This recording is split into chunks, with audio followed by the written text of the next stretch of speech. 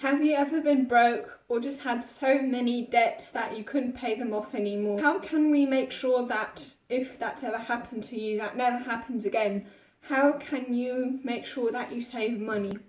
In this video, I'm going to show you 5 tips on how you can save more money. So the first tip would be that you want to track how much you spend, simply because you have to be aware of how much you spend so that you can know how you have to change your spending behaviour. You can only manage what you measure, and whatever you measure improves. So if you measure your spending behaviour, then you're going to improve the way you spend your money. Especially, it's very important to track money, simply to make the whole thing a little more comprehensive so that you know where your money is going and what you are spending money on that you don't really need to spend money on that much, because you simply don't need that thing that you're spending money on. And this would then lead me to the next tip, which would be to make it as comprehensive as possible how much you're spending. In a study where they had 2 groups, one in which they showed how much they earned on a monthly basis, and the other ones they showed how much they earned on a weekly basis. And those who were shown how much they earn on a weekly basis managed to budget $25 more. And then the third tip would be that you want to set up your environment in a way that makes it easier for you to not spend as much anymore. So for example, unsubscribing from online shopping emails, or simply going shopping less, because if you're less tempted, then you're less likely to spend that much money. For example, one expert on how you can save money, Wendy de la Rosa, I don't know how to pronounce it, unlinked her credit card from her car sharing app and instead linked it to a debit card on which she could only spend $300 a month. That way, if she wanted to spend more, she'd have to go through the whole process again in order to spend more money, and therefore she simply wouldn't spend more than $300 a month.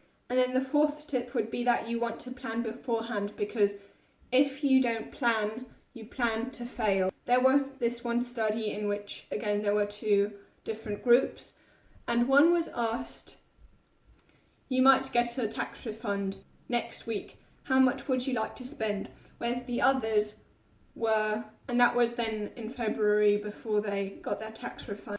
And then in April, the other group, in April, when they had already gotten their tax refund, were only then asked, you've just gotten a tax refund, what percentage are you willing to save? Those who were asked in February, so before they got their tax refund, and were asked what they would do in future if that happened, increased their saving rate by 27%, whereas those who were asked in April only did so by 17%. But why is it like that? Why would those who are asked what they do in future save more? The answer is very simple. We simply always believe that our future selves, for some stupid reason, would be much better than us. In future we're going to manage.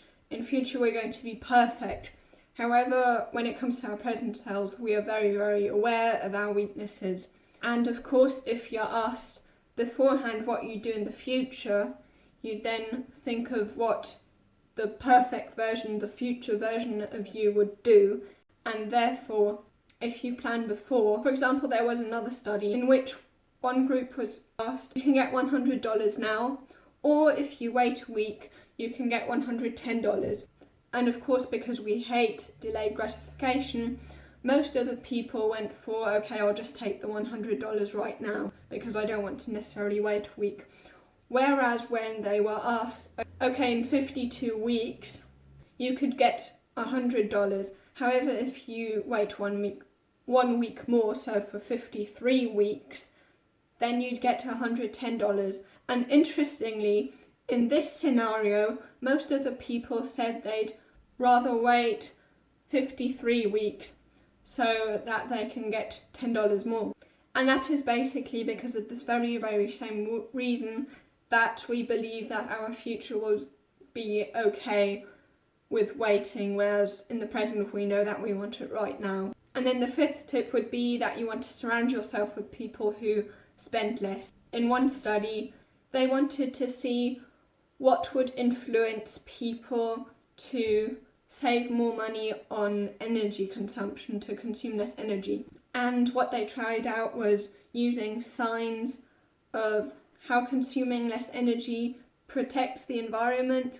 Then there was another sign on how you want to do it for the future generations. And then there was another sign on how much money you could actually save if you didn't consume so much energy.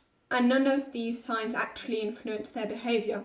What did influence their behaviour though was this sign.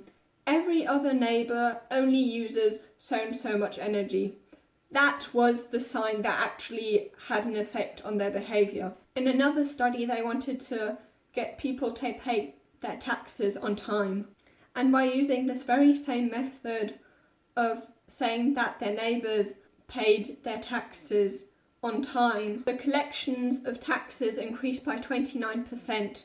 Neighbours of lottery winners spend more simply because they see that their neighbours who won the lottery spend more and therefore are influenced by their neighbours, and then they also spend more. And it turns out that the higher the win of the lottery players, the more bankrupt the neighbours are. I suppose if you're interested in saving money, you might also be interested in how you can work harder so that you can earn more. If you're interested on how to be more productive and how to work harder, you can watch this video.